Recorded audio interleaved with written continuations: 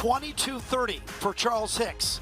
It's not only the best time of the day, it's the best time ever on this course. He blows open the course record going back-to-back. He's the first Pac-12 repeat champion since Grant Fisher of Stanford did it in 2017, 2018, and Stanford puts 5 guys in the first 7. It is a perfect day in Riverside for the guys from the farm, and Charles Hicks, our champion. Well, we've seen him many times. We saw him win it last year in Salt Lake City. We've seen him win 10,000. Tom, he won this race about 5 minutes in. That's right, and that was what was a bit of a surprise because we didn't expect him to go off. And again, this is not just a national class field, it's a world class field. And he went off and hid from everybody. And I know that's going to be my first question for him. And then he held up the number 2 at the finish line for 2 consecutive Pac-12 cross-country titles and waited around for his teammates because he's a great teammate. And that's his 3rd podium finish at the Pac-12s as well. And Charles joins us now down on the finish line. Charles, we talked to you last year at the Pac-12s. We talked to you at the Pac-12 Track and Field Championships, and we're talking to you again. When are you going to put us on speed dial? I know you guys are good old friends at this point. Charles, and we saw you go. We saw you go out at about what 2K. You decided to take over. You tried to share the load with your teammates, but they didn't seem to really want to take it. No, I think my teammates absolutely did want to take it. I think it's just one of those days where sometimes you have a little bit extra.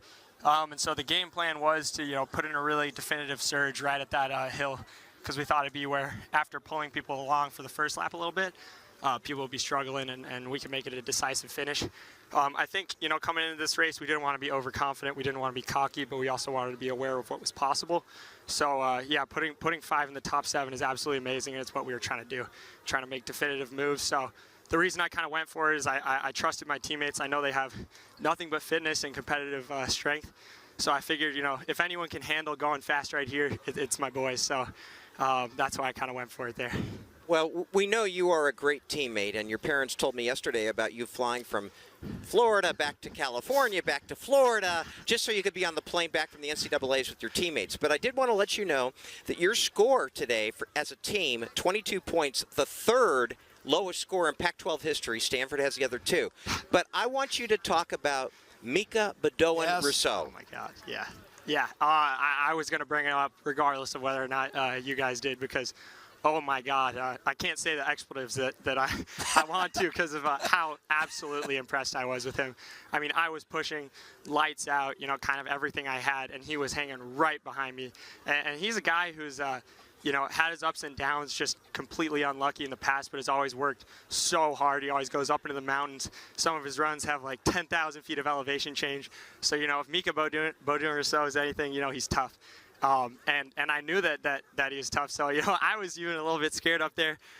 He's had an absolute renaissance of a season so far. And today was just something absolutely special, and something I think that makes this team special is, every day we come out here to fight, regardless of where we feel fitness-wise, regardless of our history.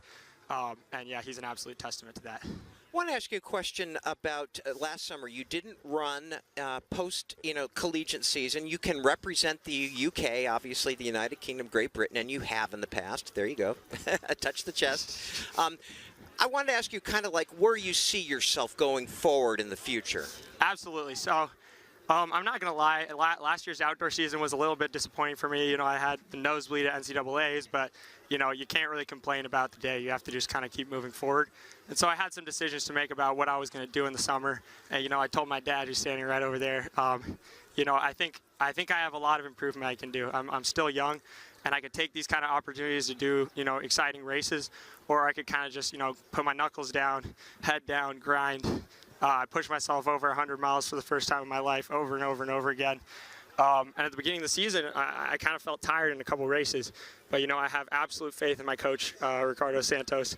And, I believed when we started tapering that would start paying off. And I feel like today, is the first sign of that really pulling through. So I'm really proud of making that decision.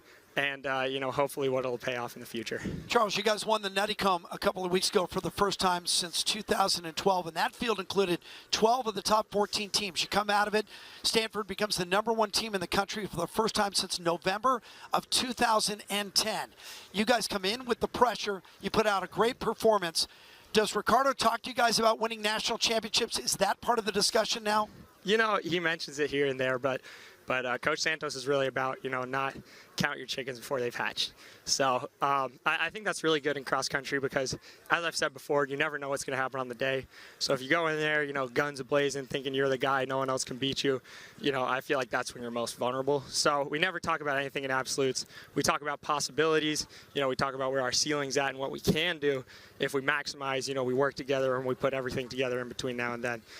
So we know about the possibility there, but it's never a done deal, especially with the guys and the teams that we're running against. So we'll have to see how that plays out in the future, and hopefully we can put something together. Charles, congratulations. It was fun to watch you run once again. Go over to your backpack and see if you have a message from Grant Fisher yet. Okay. Say hi to Mom and Dad for me. Yes, sir. Yes, sir. Thank you. Good work, Charles, and good luck rest of the way. All right, good talking to you guys again. Yeah, Charles Hicks, because when he talks to us, it means he's just won a title. Yeah, all right, so another. 22 points for Stanford, so they easily outdistance Colorado. And for Stanford now, that is a conference best 16th championship. They have now won 4 of the last 6.